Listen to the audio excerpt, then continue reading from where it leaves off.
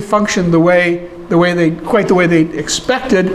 But the fact is that in September of 1888, when that very first car arrived on the bridge, unaware of the fact the bridge wasn't the most stable bridge in the world, the agricultural editor of the Eye published a song which was apparently to the tune of When the Clock in the Tower Strikes 12, called When the Lake Shore and Eastern is Done. This was reprinted in virtually all of the early histories of Snohomish County. In 1906, Shiak's Interstate Publishing Company history reproduces this song that was published in the Eye. And then again, when William Whitfield published in 1926, likewise, he had to reprint the text of When the Lake Shore and Eastern is Done. At the sound of the whistle of the cars on the bridge, men, women, and children did run, screaming aloud at the top of each voice, "Oh, the Lake Shore and Eastern is done." Snohomish for years had been counted as dead. Now new business and life soon will come, and we'll all have the money to go where we please. Now the Lake Shore and Eastern is done. Our moss-covered mayor can wear a plug hat. He can live at his ease and drink rum, and raise another 50 on the price of each lot. Now the Lake Shore and Eastern is done. Because this was a key moment in the early history of Snohomish County and a key moment in the history of Snohomish. And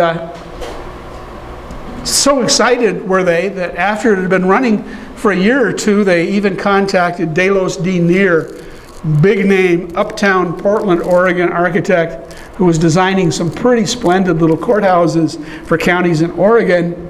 And they asked Delos D. Neer to come up with a design for a real Snohomish County courthouse. And he did that. As a matter of fact, he gave them a design that was pretty much like a slightly smaller version of the one that still stands in Corvallis. If you're ever driving through Benton County, stop in Corvallis and look at the Delos D. Neer designed courthouse that looks very, very much like the one that he designed for Snohomish. The Snohomish courthouse, splendid example of the type with a mansard roof tower, the jail down there in the basement. Later, of course, became Snohomish High School. As a matter of fact, my understanding is that recent alterations have finally almost completely erased what was left of the old building. It had been modified pretty extensively over the years, and I think this last remodel pretty much may have erased it. But at the time it was built, this was a symbol of the aspirations of the town that had recently acquired its railroad connection with the big world outside. People were going to be able to get in there easily. They're going to be able to ship things out easily. People came in and the population really boomed. The exact stats are a little hard to figure. It's like with Everett in the early days. It's a little hard to believe the Chamber of Commerce sometimes, but we know that a substantial number of people arrived there because later on, biographies of some of the early families, their arrival dates from exactly that period when it became possible to buy a train ticket and ride in here in comparative comfort and ease. And of course, about the time that Snohomish was beginning to settle down after that excitement of the sound of the whistle of the cars on the bridge, Jim Hill announced the construction of the Great Northern Railway that was going to be coming out to the Pacific Northwest, describing it as a great lake, break with the handle across the Cascades and the tines sunk into the shores of Puget Sound to harvest all those resources. And of course, Snohomish, looking at the maps and talking to the NP guys who'd already been up there and looked at all the passes, were convinced that, man, it's coming right through here. And in fact, they were right. It came right down the Snohomish River Valley. But unfortunately, fate can be cruel, or just about the time you think things can't get any better, they can't. What happened was that the Great Northern was aimed for Port Gardner Bay, and Eastern investors were already busily buying up all of the real estate around that peninsula using the money of John D. Rockefeller himself.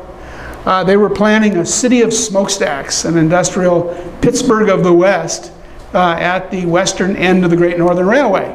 Not that Jim Hill ever figured that was going to be the case, because as far as he was concerned, he already had built a north-south line along the Everett Bayfront a couple of years before he actually got the main line in from St. Paul.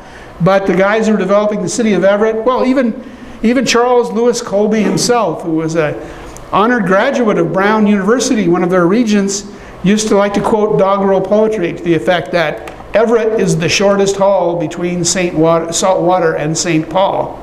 And in fact, Snohomish suddenly found itself with a rival that was unlike anything that Ferguson had ever had to try to deal with. Brought in a lot of Eastern money, a lot of Eastern investors,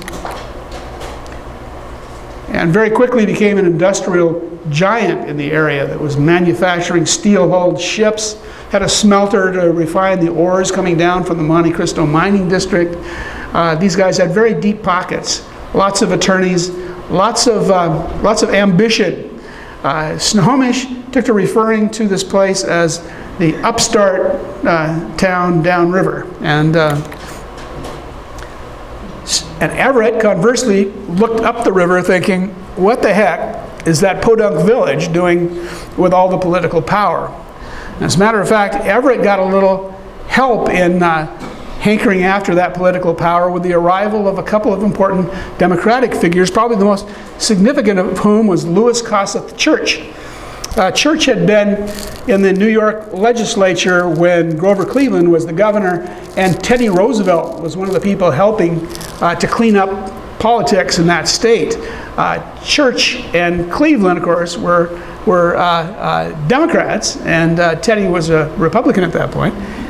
So they weren't on the same side exactly, but Church and Teddy got along just famously. As a matter of fact, when Teddy moved out to the Dakotas there for a while, Church did likewise, and as it turned out, he was appointed the territorial governor by Grover Cleveland when Cleveland was president. Church wound up back here in Everett, and the center of a group of Democrats who were figuring that an old Republican like Ferg needed to be unseated. You needed to bring that political power right down here where it belongs, in the midst of that necklace of industrial sites, amid all those smokestacks. And because Church had studied political corruption so closely in the New York territorial legislature, he knew how to implement a lot of it. As a matter of fact, they used almost all of those dirty tricks during the doldrums that followed the Panic of 1893. They launched a campaign to take the county seat away from Snohomish. They had it on the ballot in 1894, and the campaign was nasty. If in fact the elation of the Lakeshore and Eastern's arrival needed to be modulated by anything, the mudslinging that happened in 1894 and 1895 and subsequent court reviews of the situation, more than it tempered that elation, I'll tell you that. It said the Everett Glee Club traveled around the county, cashing in on the fact that Snohomish had spent really very little money on things like roads. Farmers were not getting any kind of help in transportation to get their products to market. As a matter of fact, Snohomish fired back. On the front page of their newspaper, they showed the Standard Oil Company in charge of Everett. There's the Everett Land Company, the dude with the top hat on, and a butterfly net catching that beautiful little courthouse.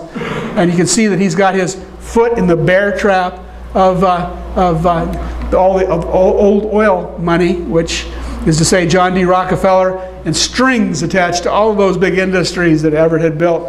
It would be more shameful if it weren't so true. Basically, this is not much of an exaggeration of the real situation. Likewise, they showed John D. himself with his Wall Street money getting himself out of Everett with an auction. Everett to be sold for debt was in fact pretty much what was going on. He sent a couple of his henchmen out here who disengaged him from what he later wrote about in his autobiography as his unfortunate investments in the Pacific Northwest. And Snohomish reveled in that fact. But Everett had a glee club that used to go around. They traveled around to communities in Snohomish County, places like Stanwood that had tried twice to secede from Snohomish County by the early years of statehood because of the abuses of expenditure of county tax money. As a result of that, Everett sang a song called "Down the River the Courthouse Glides." So the Snohomish sits on the riverbank, and her head is bended low as down the river the courthouse glides where everything seems to go. She harvests the crop she sowed in the years not long ago when she held up her head in arrogant pride and said to the farmer, "Oh no, not $1 for roads for you. You can clean out a slough or float down in a canoe. That's good enough for the Indians in you. Sing soft, O mermaids, sing low. We pity her grief and her woe as down the river the courthouse glides where everything seems to go." And in fact, they even got nastier than that. One of the songs referred to the fact that everybody got excited in Snohomish about the humpback salmon run up the Pilchuck. And Everett, it's like they were just interested in Chinooks, right? They're not going to waste their time with humpies, There was a song they were singing in their glee club attacks on Snohomish that said, "A place where they do humpies eat is no place for the county seat." Years later, practically on their deathbeds, a number of politicos confessed. Joe Irving, who's a legendary figure. Again, if you haven't read Dr. Clark's book, Milltown, Joe Irving is kind of the John Wayne character that's in a lot of it. Joe confessed that he went down with his own boat and brought voters back from Ballard and paid them $1 a head to vote for Everett in the election. Not just once, but in every single precinct, except Lowell, because he ran out of dollars. So in fact, the Ballard voters got cheated out of their pay for the last illegal votes that they cast for Everett. And so this was just very shortly before his death that he talked to a reporter, an Everett reporter actually, Fred Moore. Probably some of you remember Fred. Fred was so delighted he kept a copy of this article himself and passed it on to us. And he enjoyed very much talking to the legendary Joe Irving about how he helped to buy the election. Up in Snohomish, Bill Olson was the guy that ran the train station up there. I love this picture where he's right under the portrait of old Ferg. Dolson was the guy who was in charge of the books on one of the precincts in Snohomish, that when he locked up the books at the end of the day, well, next morning there were several hundred voters who were not on that list when he went to bed. And as he said in the article here that was published in 1949, he could never really account for where all those other votes came from, especially since all of those people were dead and were buried in the Snohomish cemetery. But it wound up that Snohomish liked to insist that we had more lawyers than they did, so they won. And Everett actually wound up building a brand new courthouse. Said if the Lakeshore and Eastern's arrival was the high point in Snohomish history, probably that doleful evening when Everett sent out wagons to carry the records from Snohomish downstream. They waited until after dark, and that's up to perpetrate the legend that in fact they stole the records from Snohomish. By that time, Snohomish had thrown in the towel. There was a vote in Snohomish as to whether or not they wanted to take it through any more court cases to try to argue about it, and they decided they didn't. They were just going to concede the loss of the election and then let it go. But Everett, not wanting the people in Kansas and elsewhere where you had county seats shifted, there'd be gunfire. People get inside the old courthouse with guns and fight off anybody trying to touch the records. They didn't want that to happen here, so they waited until after dark and snuck away with the records from Snohomish and brought them down to Everett. And so that has to have been a low point. No celebrating, no cheering, no voices of children, men, women, and children screaming in the streets. Probably the low point, the opposite end of the excitement that was created by the arrival of the railroad. However, perversely, probably one of the happier moments for Snohomish happened the first week of August of 1909 when a fire burned up the Everett Courthouse. This was on Snohomish County's day at the AYPE in Seattle. And, we can't resist occasionally feeling a little bit happy about someone else's misfortune. In this particular case, of course, Everett was well prepared. And of course, Everett had been caught kind of in a fashion malaise here because that old Romanesque style, that French Chateauesque style that they'd used in 1898 just didn't really make it anymore. So they told the architect, A.F. Heide, to go with the mission style, the Craftsman California mission, and that's exactly what he did. He rebuilt in a more modern style that now completely confounds local politicians who talk about putting it up on wheels and moving it around. And he says, at the moment, the fate of this courthouse still seems to be kind of questionable, that they don't seem to really value the fact that you have a National Historic Register property that people don't fully enjoy or appreciate. Notwithstanding, Ferg and his upriver people were almost immediately getting a revenge that some people have kind of forgotten about. A fellow by the name of Lou Paramore was a druggist in Snohomish. He originally worked as a pharmacist, but his real joy was riding around the county on his bicycle. And about the same time the Everett Courthouse was being completed, Lou and his pals on their bicycles sawed a Gothic arch through an old cedar tree southwest of Snohomish and proceeded to make it a popular symbol of Pacific Northwest ingenuity and bicycleness. Here you can see people going through the bicycle tree, an indication of just how successful this was as a symbol of Northwest, I don't know what, is that they must have issued 20 or 30 different postcards showing this tree, and about half the time it says bicycle tree near Everett, Washington, bicycle tree near Seattle, Washington. Snohomish occasionally got credit, but Everett wanted this bicycle tree so badly that when it blew down in 1927, the Everett equivalent to that Snohomish celebration at the destruction of the courthouse kind of occurred. It was finally blown down, replaced by the replacement was never quite the same as this gorgeous Gothic arch through an ancient red cedar tree. It's interesting because today still Snohomish, great bicycle town, still very popular, but at one time had the symbol for the community that was centered very much, interestingly enough, not on railroads but on bicycles. And of course Ferg's life, which ended in the fall of 1911, just after a bad fire nearly destroyed the central business district, Ferg loved to tell the stories about coming up the river alone, about the stories of celebrating the 4th of July with his Jaeger musket, when he was the only person there, and a couple Native Americans who had no idea what the 4th of July was about. He's shooting off his rifle. Ferg always told a great story, and his life was a wonderful, it was much more than a nexus between a grubby past and a shining future. When he arrived on the Snohomish River, Snohomish County was in its infancy. When he died in 1911, the very first airplane seen here in Snohomish County had flown from a location. You can see it from Ferg's little house there on the riverbank. The Ferguson has life and encompassed that entire thing, and perhaps more significantly, he lived out that half century in Snohomish. He'd found, a lot of people are still looking, Ferguson found it. And when you catch just the right light, just the right mood, just the right companionship in the town of Snohomish to this very day, you can feel what's wonderful about that place.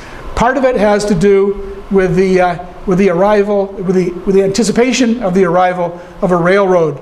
Part of it has to do with the personalities of people like Ferguson, who were not just passing through, but spent the rest of their lives in that particular spot. And part of it has to do with the fruits of a construction boom that occurred more than a century ago, and yet is recognizable there for us to enjoy today. You don't really need a narrator. You really don't need to know the history of Snohomish. There is something so quintessentially American about that riverside village that some of us just go up there and walk the streets and absorb the flavor of what J.S. White and E.C. Ferguson and the Blackmans imparted all those many years ago. You can still catch the flavor of the Seattle Lakeshore and Eastern Railway boom in wooden false front buildings that look just like they were built yesterday, of the old Burns block, classic example of how the aesthetic of the late 19th century lived in the minds of contractors who designed for free when you hired them to build the building for them. At a time These buildings were built at a time when there was nobody in Snohomish that was listed as an architect, and yet vernacular doesn't do justice to the quality of the architecture, to the flavor of the town. Ferg, were he able to walk up and down the streets of the town that he started way back in 1859, would recognize it everywhere he turned. Those of us who have the pleasure of visiting Snohomish today still find ourselves thinking about that momentous occasion in 1888 when the Seattle Lakeshore and Eastern was built. Those of you who are interested, we published the song in our Journal of Everett and Snohomish County History back in 1981. But just recently, this month as a matter of fact, Snohomish revived it. And for those of you who'd like to hear it, Warner Blake's Snohomish Then and Now website has a videotape of a trio performing the song that was written by George Head and published on the front page of the Snohomish Eye, welcoming the arrival of the Lakeshore and Eastern, the first railroad into Snohomish, the first railroad into Snohomish County. Thank you for coming. I can't thank you enough for, I hate to have to do this just by myself. I really appreciated your companionship.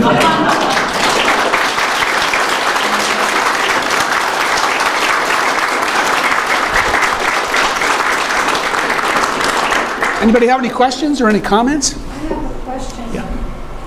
Yeah. Where is the Ferguson cottage that was brought? It's actually at the foot of Avenue A. It's behind the lawyer's offices that are done in the kind of imitation. If you walk very discreetly around to the back of that building, you'll see it. It has a couple of arborvitaes and stuff planted in front of it, but it's right on the ridge. Also, if you walk along the trail down by the river, there's a little marker that shows you when to stop and look up at it. You can just see kind of the south side of it, but it's up there right on that hill, kind of a little bit east of the foot of Avenue A.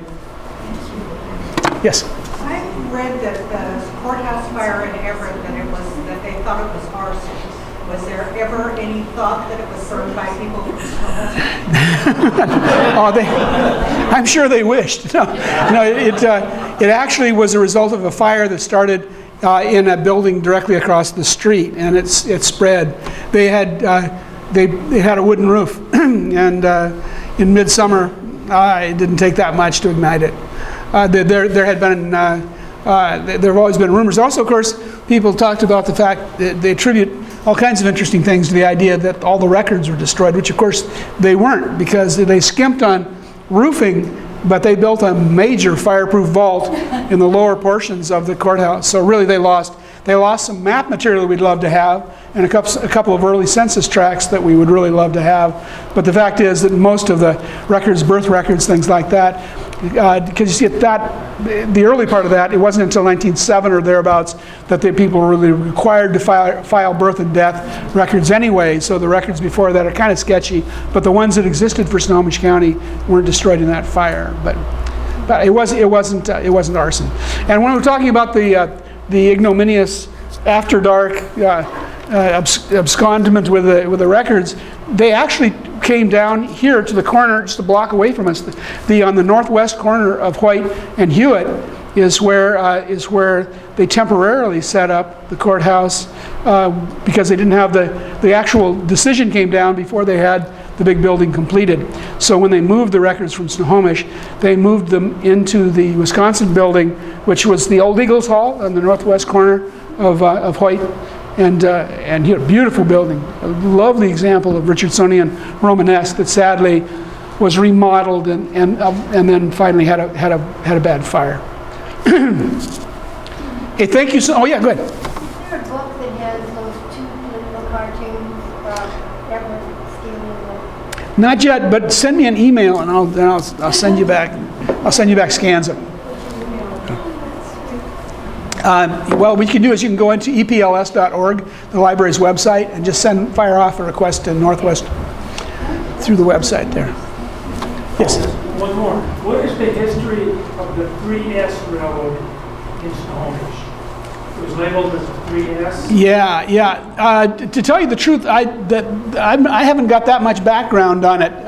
We in our collection, when we started collecting in 1970, 77, and a lot of the early rail material is in other collections. But I can check on it for you. I can show you where the published sources are.